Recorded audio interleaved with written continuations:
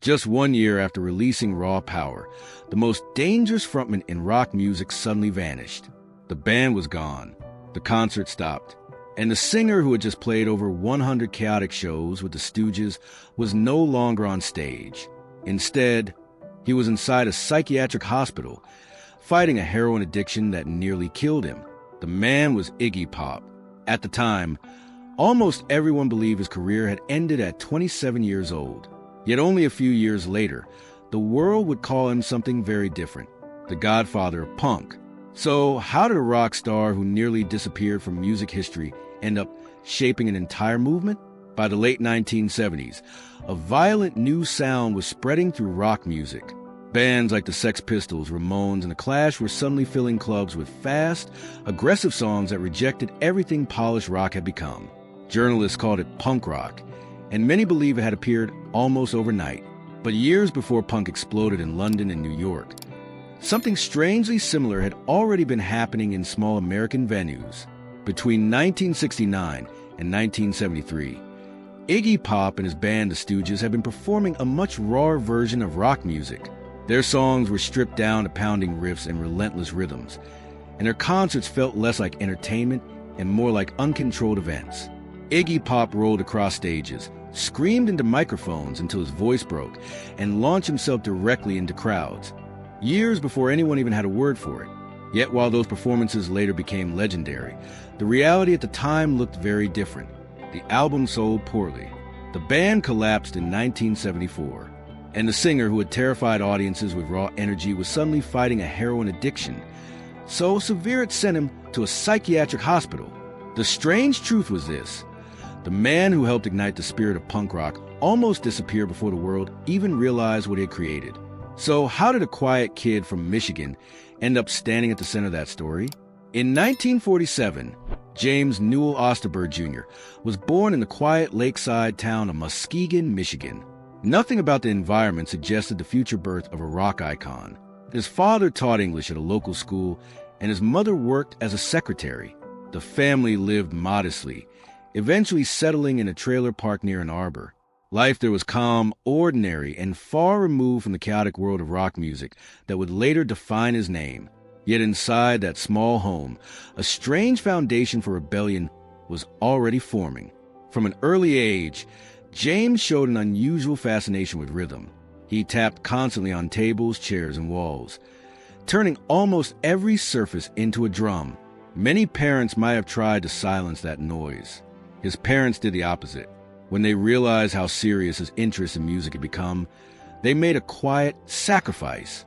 They gave him their bedroom so he could place a full drum kit inside it, moving their own bed into the living room.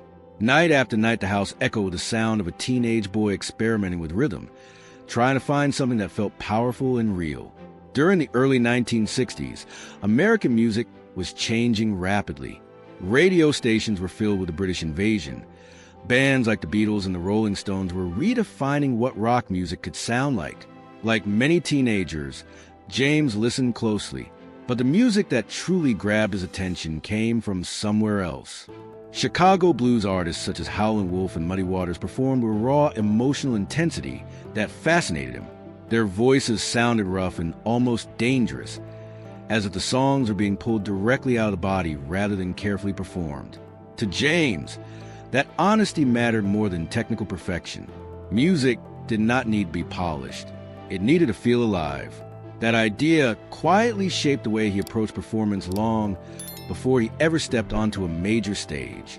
As a teenager living in Ann Arbor, he began playing drums in several local bands, including a group called Iguanas.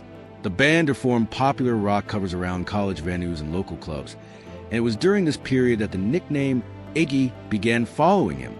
At first, it was just a casual reference to the band's name, but the nickname stuck. On the surface, everything looked like the beginning of a normal music career.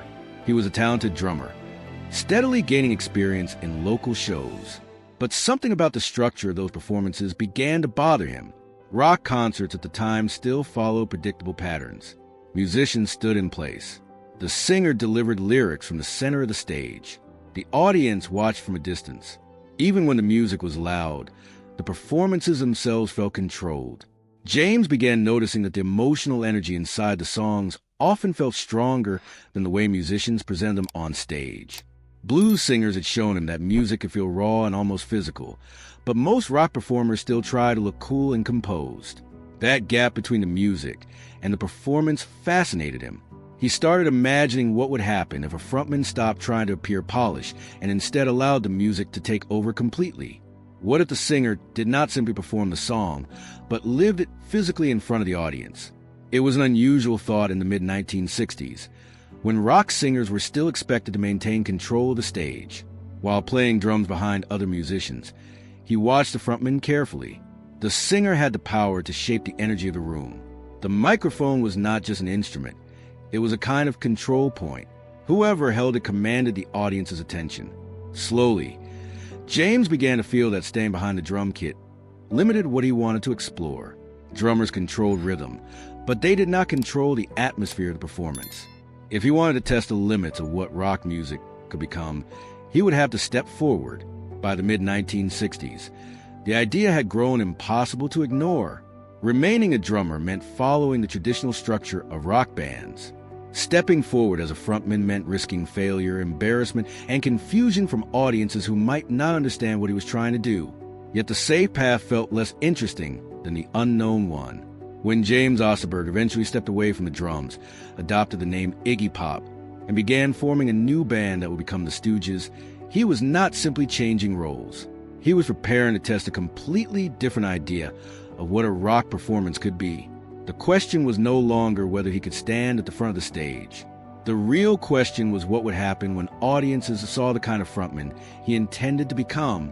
By 1967, James Osterberg had made a decision that quietly changed the direction of his life. He stepped away from the drums, moved to the front of the stage, and began performing under a new name, Iggy Pop. The name sounded strange, almost playful, but it marked the beginning of a completely different identity. Instead of supporting the rhythm from behind the band, he now wanted to control the energy of the entire room. Around the same time, he began working with 3 musicians from the Ann Arbor area: guitarist Ron Ashton, drummer Scott Ashton, and bassist Dave Alexander. Together, they formed a band that deliberately rejected many of the musical trends dominating rock at the time.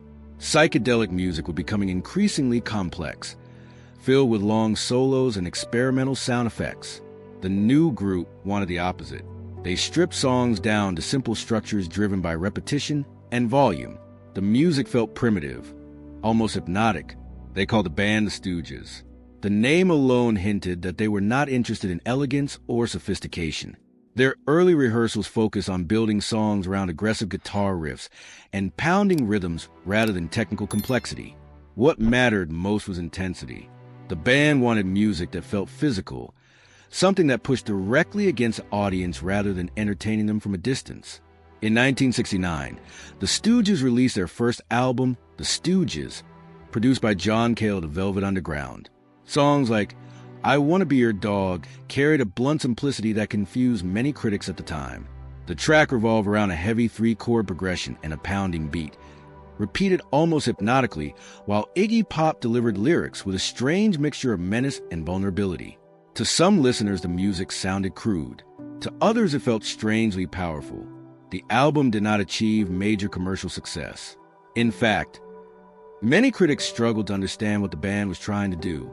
Compared with the polished rock productions dominating radio at the time, the Stooges sounded almost primitive, but the recordings were only part of the story.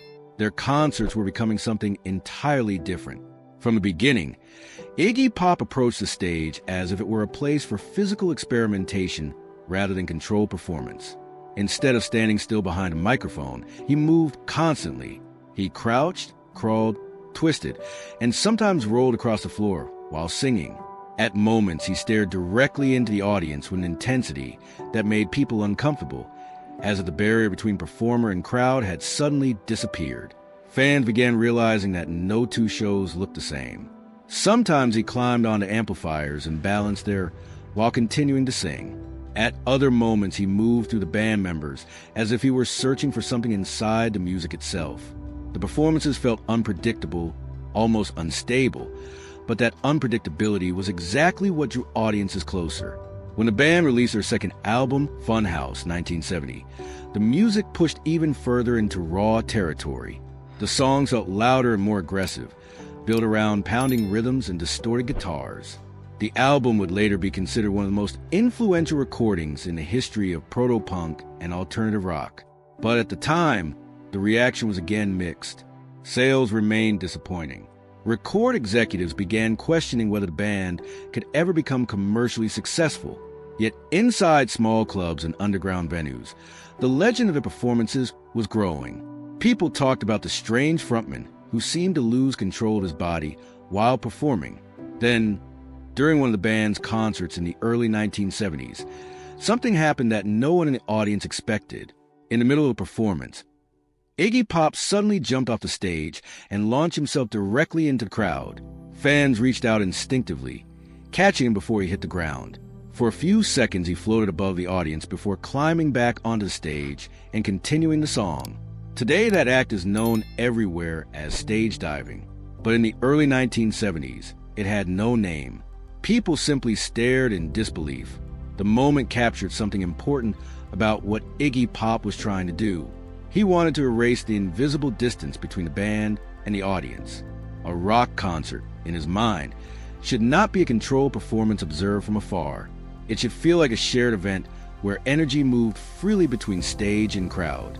Yet the same intensity that made those concerts unforgettable was slowly pushing the band toward a dangerous edge. Because as the performances grew more extreme, the environment surrounding the band was also changing. And soon, the search for raw energy would begin colliding with something far more destructive. By 1973, the strange experiment that had begun in small clubs around Michigan was reaching its most explosive moment. The Stooges had never been a conventional rock band, but now their sound and reputation were growing far beyond the underground circuit that had first supported them. Their concerts were louder, wilder, and increasingly unpredictable. For some audiences, the experience felt electrifying. For others, it looked like something dangerously close to chaos.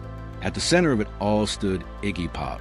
What made this period especially important was the arrival of an unexpected supporter, David Bowie, who was already emerging as one of the most creative figures in rock music, had been following the band's work with fascination.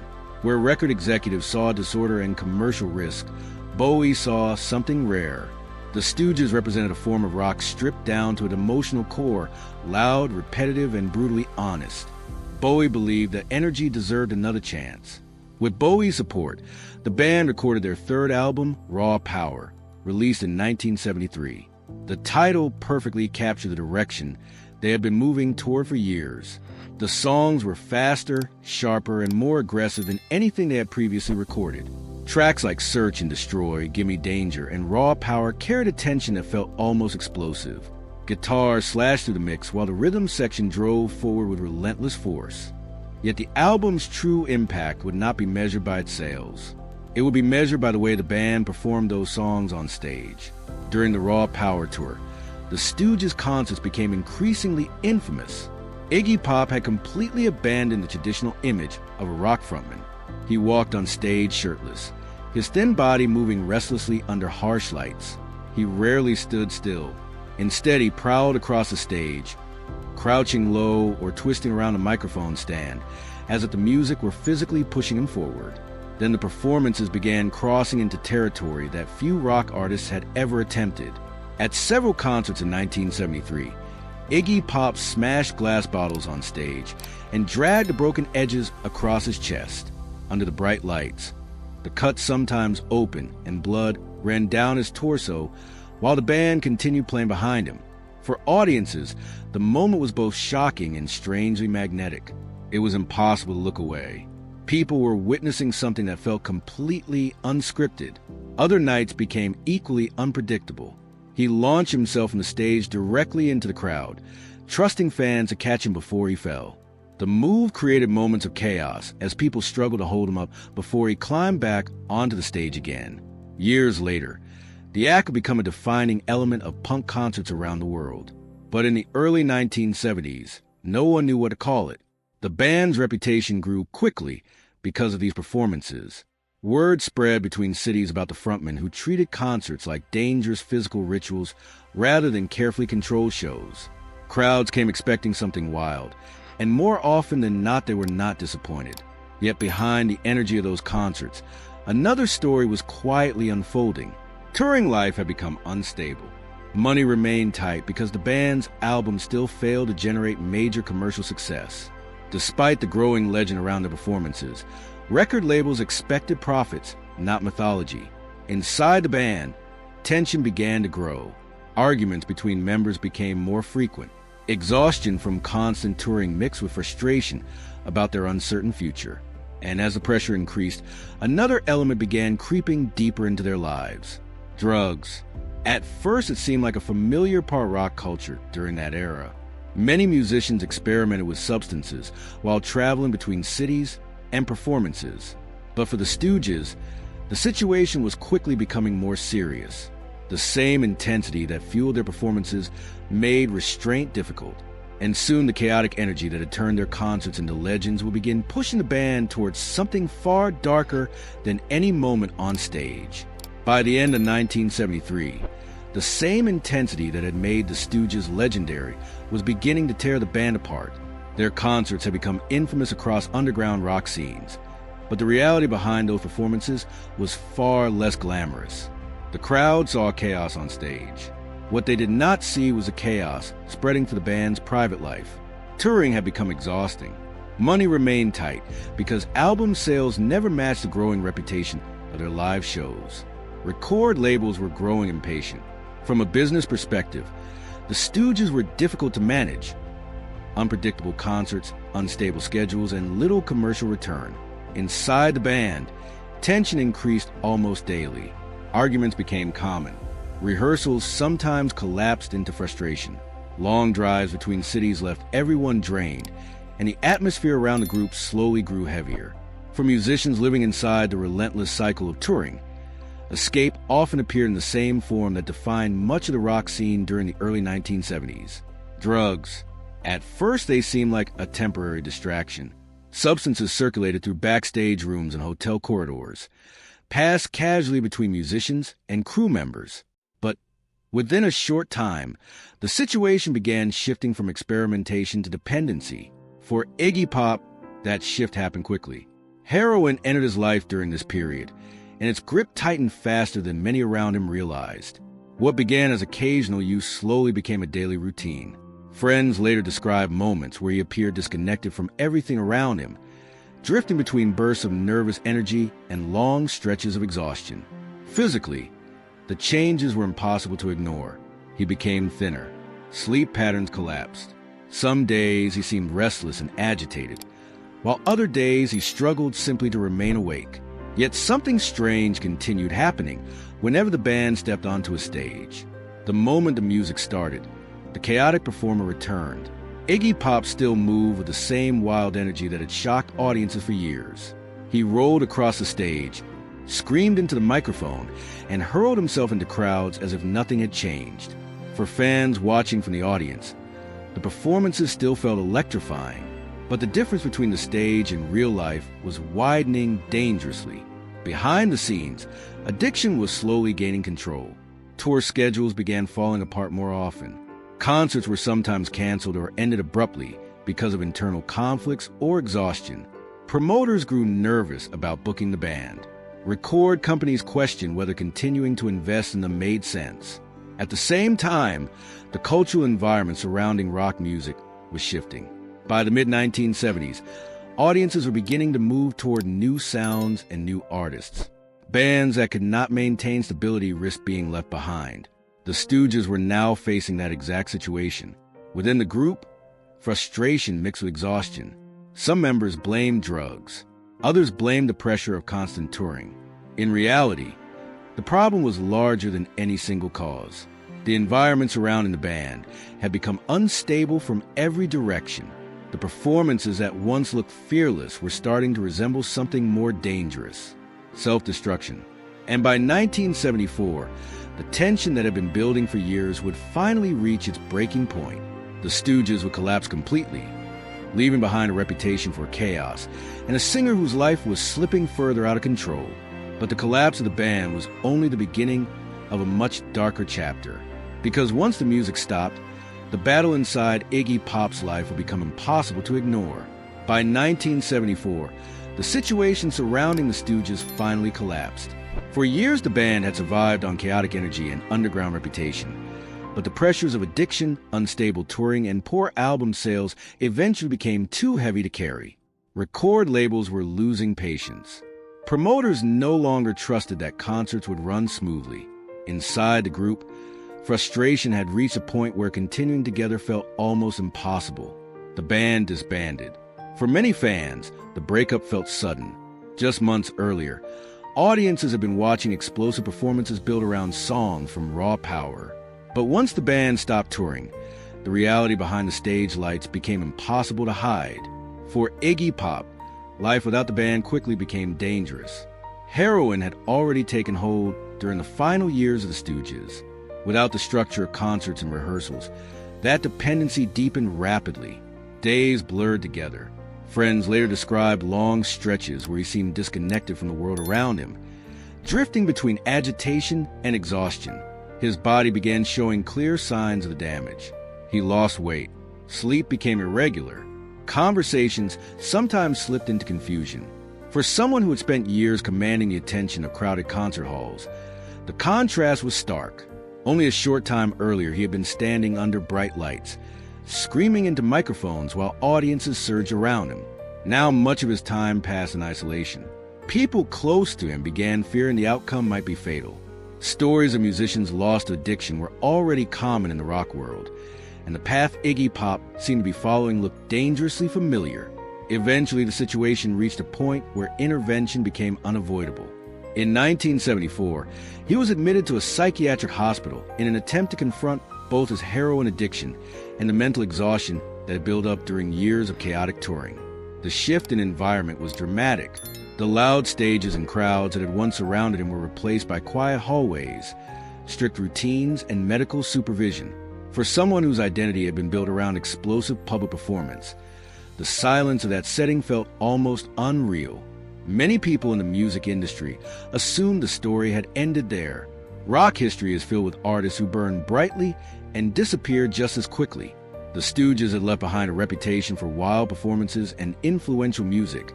But without the band, and with its singer recovering in a hospital, few observers expected the story to continue. Yet the influence of those chaotic years had already begun spreading quietly through the music world. Young musicians were listening to the raw recordings of the Stooges and hearing something different from the polished rock dominating the charts. They heard simplicity, aggression, and honesty. To them, those early records sounded less like failure and more like a blueprint. But while the seeds of punk rock were beginning to grow elsewhere, the man who helped plant them was still trying to rebuild his own life. And the next chapter of that rebuilding would begin far from the chaotic American clubs where his legend had first taken shape. It would begin in a divided European city, a place where a surprising friendship would help pull him back from the edge, and where the musician once known for destroying himself on stage would attempt the most difficult transformation of his life. When Iggy Pop left the psychiatric hospital in the mid-1970s, his life stood at a strange crossroads. The Stooges were gone, the touring had stopped, and the chaotic rhythm that once defined his days had vanished. For the first time in years, there were no loud stages, no crowds, and no amplifiers shaking the room. What remained was uncertainty. Many people in the music industry quietly assumed his career had already ended. Rock history was filled with artists who burned brightly and disappeared just as quickly, and Iggy Pop seemed to be following the same pattern. But one person still believed there was unfinished potential in the chaos he had witnessed years earlier: David Bowie. Bowie had been fascinated by the Stooges since the early 1970s. While critics and record executives often dismissed the band as noisy and unstable, Bowie heard something different in their music. Beneath the distortion and aggression, he sensed a raw honesty that most rock performances had lost. To him, Iggy Pop represented a rare kind of artistic instinct, someone willing to risk embarrassment, confusion, or even self-destruction in pursuit of emotional truth on stage.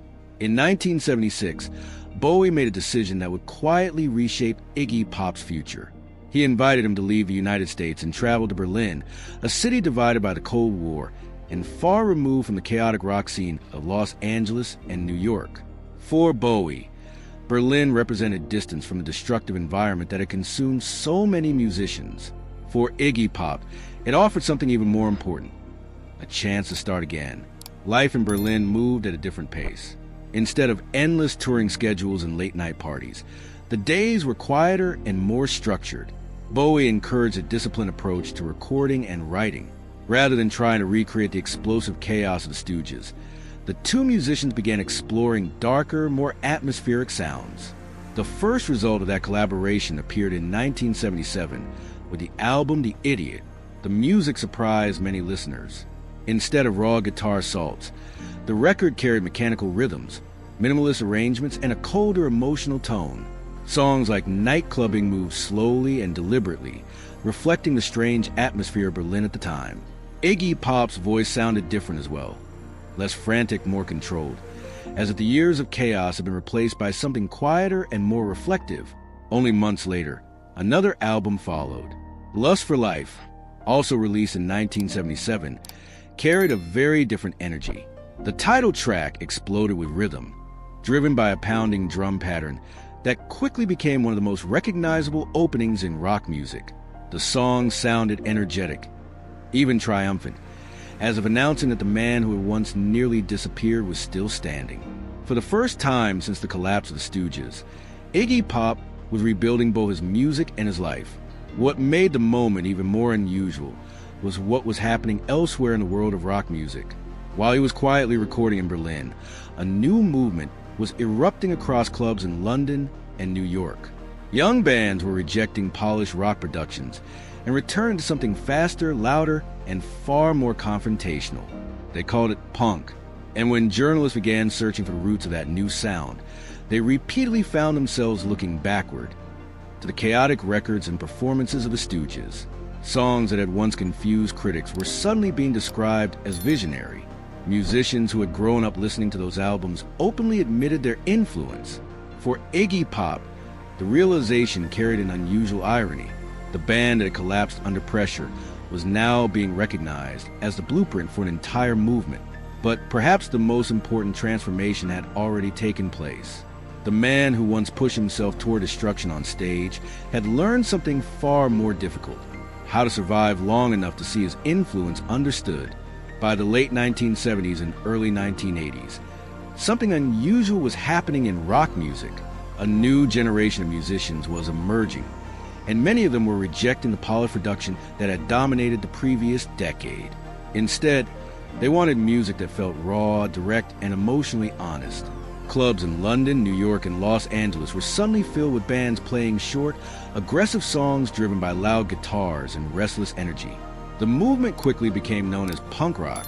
As journalists and fans began tracing the origins of this sound, one name kept appearing again and again: Iggy Pop. Bands such as the Sex Pistols, Ramones, and later the Clash openly acknowledged the influence of the Stooges. The raw simplicity of songs like I Wanna Be Your Dog and the explosive aggression of Search and Destroy had quietly shaped the direction of their music. What had once sounded crude or unfinished to critics now felt revolutionary to a younger generation of artists. Gradually, the music industry began re-evaluating the band's earlier work. Albums like Funhouse and Raw Power, which had struggled commercially during their release, were now being described as foundational recordings for punk and alternative rock. Critics who had once dismissed the band began recognizing how far ahead of its time the music had been. Meanwhile, Iggy Pop continued building a career that stretched far beyond those early chaotic years.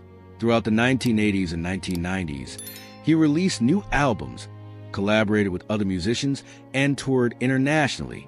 His music evolved, sometimes moving toward more melodic structures, other times returning to aggressive rock sounds. But regardless of style, one thing rarely changed: his stage presence. Even decades after the early Stooges concerts, Iggy Pop remained one of the most physically intense performers in rock music. He still appeared on stage shirtless, moving across the platform with restless energy. The performances no longer carried the same sense of uncontrolled danger as the early 1970s, but they still felt alive in a way many rock shows did not.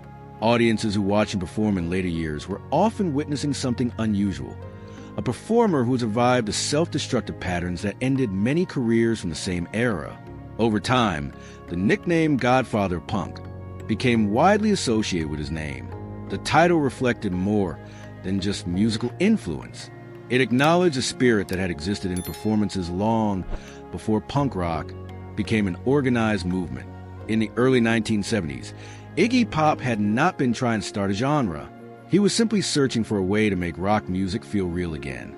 Ironically, the world did not fully understand what he had created until years after the chaos had nearly destroyed him. And by the time that recognition arrived, the rebellious energy he had unleashed on stage had already traveled far beyond the small clubs where it began. Looking back today, the life of Iggy Pop reads less like a traditional success story and more like a long series of contradictions. He helped ignite one of the most influential movements in rock music.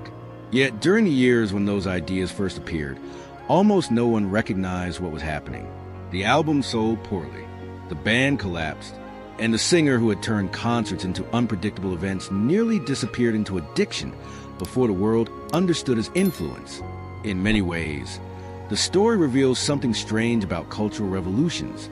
They rarely look important when they first happen. During the early 1970s, audiences watching the Stooges did not think they were witnessing the beginning of punk rock. They thought they were watching chaos. A thin singer screaming into a microphone, rolling across the stage, smashing glass, and throwing himself into crowds. Only years later did musicians begin recognizing what those performances had changed. Rock music no longer needed to feel polished. It could be messy, it could be physical, it could even be uncomfortable. In other words, it could be honest. And perhaps that is the real legacy of Iggy Pop. Not simply that he survived the chaos that nearly destroyed him, but that the raw spirit he unleashed on stage continued shaping rock music long after those chaotic nights had ended. Which leaves one final question. If that chaos had never existed, would punk rock have ever been born?